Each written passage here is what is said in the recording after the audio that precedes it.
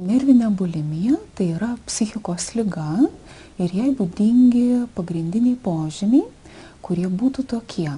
Tai labai didelis susirūpinimas, perdėtas susirūpinimas savo kūno svoriu. Taip pat nuolatinis noras valgyti, kuris paskatina persivalgymo priepuolius. Taip pat atitinkamai žmogus persivalgęs pradeda rūpintis, kaip tuo storinančiu maistu, kuo greičiau atsikratyti ir naudoja pačius įvairiausius drastiškus būdus. Vienas iš tų būdų tai yra vėmimas, tai gali būti labai stiprus kokie nors vaistai liuosuojantis, tai gali būti vaistai, kurie mažina apetitą ar dar kažkokie tai būdai. Kartais žmogus naudoja tokią labai drastišką tada dietą po tų valgymo priepuolių, labai ilgą laiką išvis stengiasi nieko nevalgyti. Priežasčių, kodėl taip atsitinka ir kodėl žmonės suserga nervinę bulimiją, tikrai yra labai daug. Viena iš tokių teorijų ir viena iš psichologinių priežasčių tai yra noras atitikti standartus, kuriuos rodo televizija, kuriuos žmonės mato laikraštyje, kūno standartus. Vis tiek, kaip bebūtų, yra propaguojamas toks kūno kultas, tobulos linijos ir žmonės, ypač moteris, tikrai yra tuo susirūpinę. Ir jeigu žmogus patiria kokį nors stresą, traumą, tai tas rūpestis savo svoriu, liguistas rūpestis savo svoriu gali labai padidėti ir peraugti jau į psichikos sutrikimą kaip nervinę bulimiją.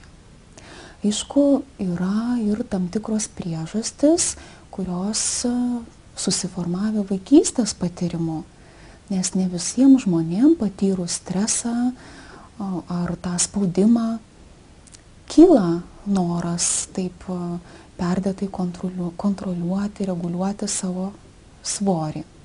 Daug pacientų, kurie kenčia nuo nervinės bulimijos, yra būtent paaugliško amžiaus. Ir kaip yra sakoma, šitas amžius yra toks ypatingai, šiuo metu padidėjo rizika susirgti įvairiom psichikos ligom ir nervinė bulimija ir kitais valgymo sutrikimais taip pat. Yra manoma, kad galbūt taip vaikai siekia tam tikro dėmesio. Tai gali būti sutrikimai, jeigu serga paauglys nervinė bulimija, tai jau rodo apie sutrikimus šeimoje, galbūt mokykloje. Ir kaip rodo mano patirtis, kad tėvai, net paauglių mergaičių, dažnai net nieko nepastebi ir taip pat neigia problemas savo vaikų valgymo srityje, santykių srityje. Ir kaip bebūtų keista, dauguma mergaičių, kurios kreipiasi į mūsų centrą dėl nervinės bulimijos ar dėl nervinės anoreksijos, tai pirmieji žmonės, kurie paskatino jos gydytis, tai tikrai ne tėvai, o vėlgi tam ar mokytoja, ar švietimo darbuotoja, ar mokyklų socialiniai pedagogai. Kaip ir viena iš sąlygų, kada gali atsirasti nervinė bulimija, yra stresai. Ir yra taip, kad valgydama žmogus, jisai nusiramina. Tai yra faktas. Ir jeigu stresas yra labai didelis ir žmogus neranda kitų būdų, kaip nusiraminti, būtent valgymas gali tapti tokiu nuolatiniu streso įveikos būdu. Ir žinoma, žmogus jisai pradeda pastebėti, kad jisai valgo labai daug, pradeda jausti nerimą ir dėl to, kad keičiasi jo kūno svoris ir žmogui, žinoma, ir pačiam jau pradeda atrodyti, kad jisai tie persivalgymo priepuoliai yra nebenormalūs ir jis tada pradeda pats gydytis atitinkamai mažindamas mažindamas maistą, laikydamasis labai griežtos dietos ir atitinkamai dažniausiai būna, kad po persivalgymo priepuolių žmogus badauja, sukelia savo vėmimą, visaip ar visokiais kitokiais būdais stengiasi pašalinti tą suvartotą maisto kiekį.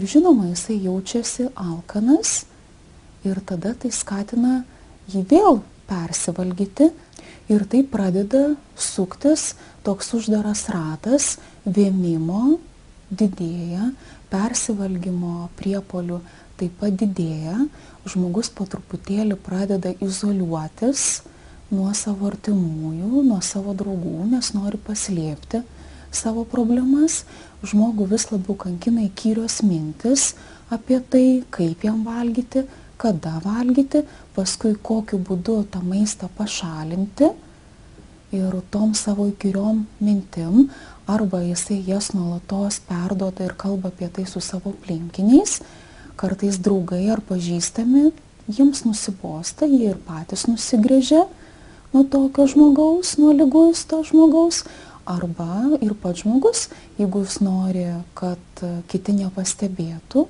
kaip dažniausiai būna, nori maskuoti, nori slėpti tą savo ligą, taip pat izoliuojasi nuo savo artimųjų, nuo draugų ir taip sutrinka žmogaus socialinis gyvenimas, psichologinis gyvenimas, santykiai, o streso, aišku, tik tais daugėja ir kuo daugėja streso, tuo automatiškai daugėja ir tų persivalgymo priepuolių ir atitinkamai po to tokių savigydos būdų neadekvačių ir nepadedančių tam žmogui.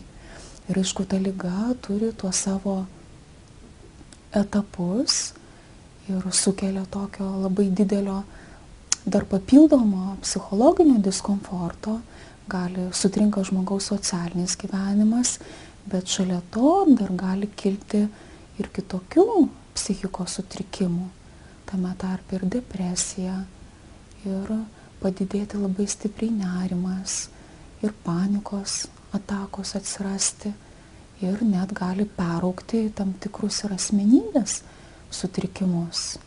Norėčiau paskaityti savo klientės, paauglės mergaitės dienoraščio ir taip, kaip jinai suprato tą savo ligą ir kaip aprašė savo išgyvenimus. Kad jinai rašo, kad pradėjo mažinti savo svorį. Svoris sumažėjo ir tapau labai laiminga. Svorį mažinau, tačiau vis atsipalaiduodavau. Ir kad atsipalaiduodavau, pavalgydavau. Ir vėl stengdavausi kūdintis, tada tapau linksmesnė. Pradėjau norėti vėl kažką veikti. Na ir vėl sustorėjau, ypač žiemą. Pradėjau stengtis nebevalgyti, bet vis neišeidavo. Bandydavau iš naujo. Pradėjau persivalginėti. Bandžiau išvemti, tai tapo įpračiu. Bet po to vėl užvalgydavau. Pastorėjau dar labiau. Savijauta tapo labai bloga. Kasdien persivalgydavau ir išvemdavau. Ir vėl persivalgydavau. Galvodavau tik apie maistą. Bijojau jo, norėjau ir nenorėjau jo. Nuotaika niekada nebebūdavo gera. Nesinorėdavo nieko daryti. Tai jau toks etapas, kai iš tikrųjų jau žmogui labai daug minčių, būtent apie maistą, būtent apie svorį ir jisai daugiau niekuo nebegali užsimti, yra įsekęs, o nuotaika yra bloga. Manau, kad žmogui, kai jau tampa labai blogai, kai jisai jaučiasi, kad jisai prarado kontrolės jausmą ir nebegali nieko daugiau daryti, tik tais galvoja apie maistą, nuolatos vemia, nuolatos yra susirūpinę savo svoriu ir labai nepatenkinta savo išvaizdą, tai dažniausiai ir būna tie signalai, kada jau žmogus nebeiškenčia ir kreipiasi pagalbos.